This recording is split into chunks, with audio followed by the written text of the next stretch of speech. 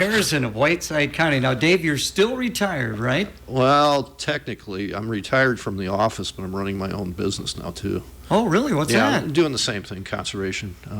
I've probably been working for several dozen landowners the last year since I left the office. Interesting. And in fact, after today, I've got to go out and work on a farm and transplant some prairie plants into a spot out by Fulton. So, yeah, keeps me busy now. Well, I see I'm like a bad cold. You just can't get rid of me. I know. Great to have you back in, though. Yeah, well, I appreciate it. And I always enjoyed the radio program. These are always fun.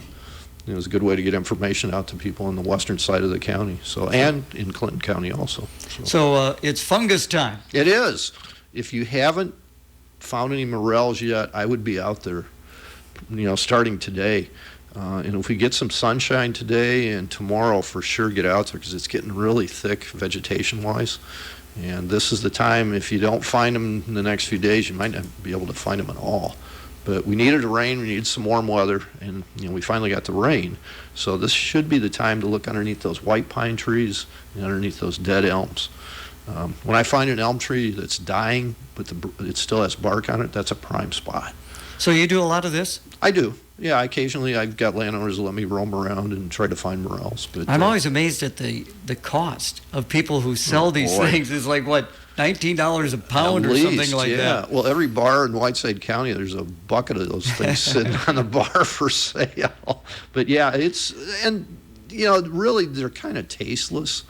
They take on the flavor of whatever you're cooking with, right. Either butter or if you put them in a soup or a stew or something like that. But it's kind of fun to find them. Flour and eggs is what we always use. Yeah, sometimes we use breadcrumbs or cracker crumbs too, and just put a little bit of butter and fry them, and they're pretty good. But they take on the taste of whatever you're frying. Make sure all the bugs are out of there, all the ants are out of there. Yeah, that as well. and sand. A lot of times you're chewing on the things, feel grit.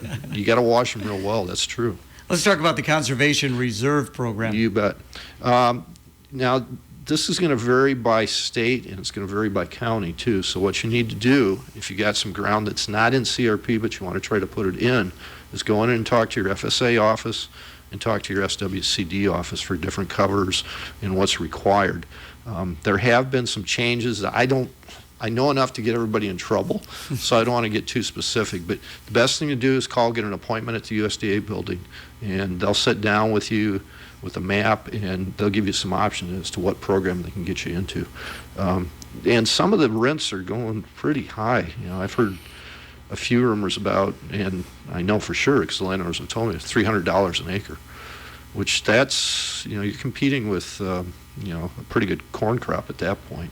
So that's one thing, is there's some new programs out there. Check with your office, though, both in Clinton County and Whiteside, and see what's going on and what will fit your particular situation.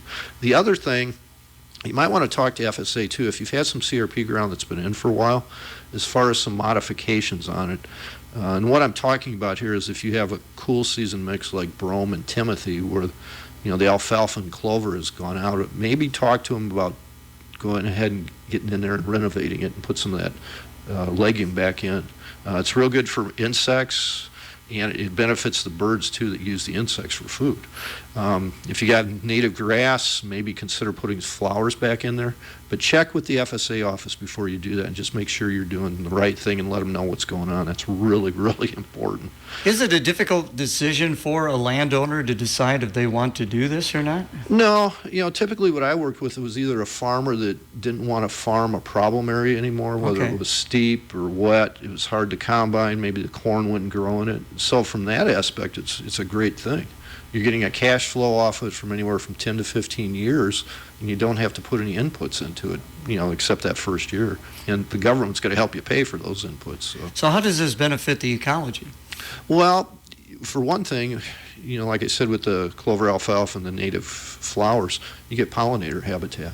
You get clean water, because a lot of these covers act as filters for water that runs through them and percolates down, and it takes a lot of the nitrates out. And I know both in Illinois and Iowa, nitrates are a big issue, and this is one way you can actually clean the water up, is by putting some of these filter strips in. Wetlands, those are two big filtering type things, plus they're good for wildlife too. And it's kind of pretty too. It adds a little bit to the countryside. Again, have Dave Harrison back in studio with his flooding. Oh, boy. I was looking at the river as I came over this morning, and it looks like it's gone down a little bit. I was listening to some of the, I think it was National Weather Service report. They said the rain, luckily, most of the heavy stuff went south of us, and there was a little bit up north, but not a lot. But that may slow the crusting down just a hair. The one thing I would kind of warn you about is, especially if you have little kids, don't let them run around the floodwaters. There's a lot of nasty stuff flowing around out there. Plus, there's snakes. You know, I don't want to get too gross with people, but sometimes there's even rats swimming around in that water. And, you know, there's wood and logs floating down the river. And I don't know, is the river closed right now? I haven't heard. I was looking, I didn't see any activity out there. Yeah, I would think that it would be closed. Definitely stay off of it. Yeah, there's a lot of logs and trees floating down there that you might not even see. And so we're talking about the Mississippi, but how's the rock? Actually, the rock's in pretty good shape. There's been a little bit of snow melt coming off of that area by Milwaukee where the rock originates, but it wasn't bad. Most of that snow up there melted over a several-week period, and there wasn't that big impulse that came down like down the Mississippi River. Yeah, I noticed too that like the Wapsie is in pretty good shape as well. A lot of those localized rivers did pretty well. You know, most of the problems we're experiencing in this area right now came out of Minnesota and Wisconsin with that big heavy snowpack. You know, usually the snowpack melts over a number of weeks. This time the weather turned from really, really cold to fairly warm, and all of a sudden that water melted, and most of it went into the tributaries and the Mississippi. Of course, here in Clinton and Fulton, we are so fortunate to have that dike now. Dike, yeah. But how are things a little further near Albany? I know that you couldn't get to Albany. Yeah, the highway was cut off, Route 84, and that's pretty typical. There's a low spot down there. There's a bridge, and I think it's right before the bridge, there is a low spot there. And that always cuts the road off when the river gets above, I think it's like 18 or 19 feet. But yeah, the highway was cut off. From what I understand, though, they opened it up. Okay. So you're good to go on 84. I think some of the other local roads also are open, too. But yeah, flooding's been a major problem on the Mississippi. Let's talk turkey. Yes. Well, for some of us out there, it was a really good turkey season. For me personally, it was probably the worst season I've had in 10 years. I actually hunted Illinois and Iowa. I've got a buddy that lets me hunt up by Maquoketa, and it's a really great farm, too. There's birds all over. I could not call a gobbler in. I had hen turkeys that I could have reached out of my little tent and petted. They were that close. I had them come in, but for some reason, I couldn't get the gobblers to come in this year. The closest I got was up at the Iowa farm. I had two really nice gobblers at about 70 yards, and they would gobble and strut at me when I'd call to them, but they wouldn't come any closer. And then I called a hen in, and she came right past the decoys and right almost to my blind, and they looked up and kind of looked at her, and the one strutted a little bit, and they both put their heads down and kept feeding. And that's the closest I got. And in Illinois, I couldn't call anything. So now, how intelligent do you think they are? Or are they just lucky? I think, one, they were lucky, and two, the weather was so variable. I hunt early season. I hunted the third season in Iowa and the first season in Illinois. And I got snowed on, I got sleeted on, and I was sweating all within about a 1 week period. And that kind of screws them up. They just, the weather, I would like it to either be really cold for a week or some kind of warm. But when it goes back and forth like that, and it seemed like most of the gobblers, except those two I saw, were with hens. You know, I'd be calling, and all of a sudden I could hear a real hen calling back, like she was I was intruding in her territory. So she was close to that gobbler too. And I just couldn't do it this year. Interesting. My wife's upset now we don't have anything for soup. I think I got one package of meat left from last year. And that's so is that what can you all do with turkey? I mean, jerky or anything like that at you all? You can do no? that. What I typically do is I flay out the breasts, and I'll use those just like a regular domestic turkey. The thighs and drumsticks, I like to cube up and either make them into a salad or you can make them into a soup, vegetable turkey soup, and that's real good too. We like to put wild rice with it a lot of times, or just white rice too. And there's a lot of different things you can do with it.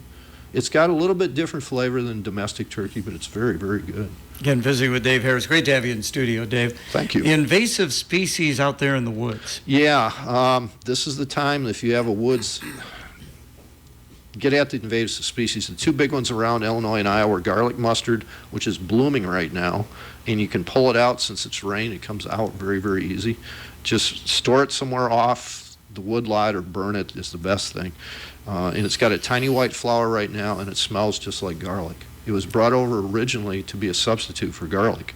And you can use it in cooking if you pick it early. I wouldn't pick it right now and use it for seasoning, but earlier in the season you can.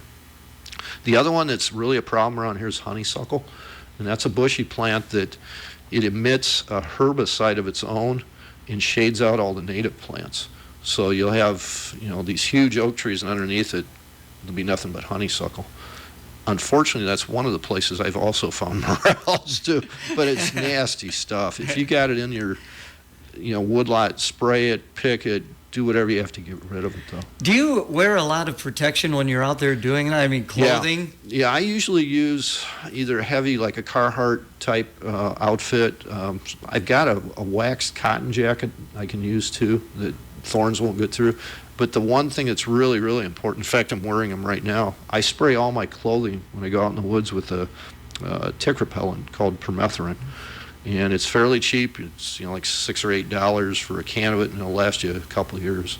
I normally spray my clothes about 2 or 3 times during the summer, and you can get 5 or 6 washings out of it before you have to retreat. But definitely, you need some tick protection out there. A couple more points to cover. Backyard birds and nesting. Yeah, right now there's just a huge amount of bird activity. We've got our first Baltimore Orioles in our backyard. We got rose-breasted grosbeaks. There's orioles all over the place. A lot of the warblers are coming through. So it's a great time to have bird feeders out and keep them clean. I would rinse them out about once a month or so with chlorine bleach and then rinse them with clean water again. Keep an eye out and listen for notices about conjunctivitis, which is an eye disease in birds, or for flu, avian flu. Those are the 2 times I will pull my bird feeders. But other than that, I feed year-round.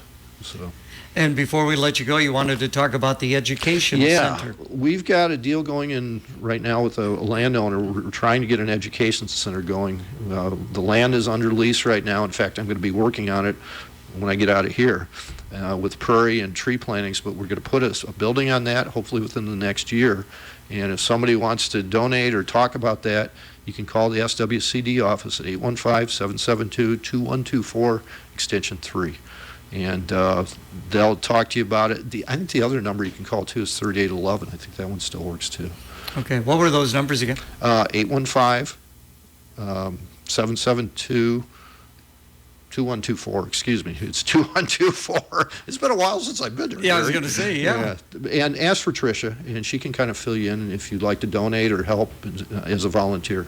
So, but that's our goal. All right. So, now, are we going to see you next month then too? I don't know. I'm just a guest host, so I'm guessing yes, but I'll let them decide. Okay, so. Well, I hope so. Great to see you again. Nice I appreciate it. Thank you. Thank you. This is Kate Delaney. Join me every weeknight at 11 p.m. for America Tonight. I'll talk about all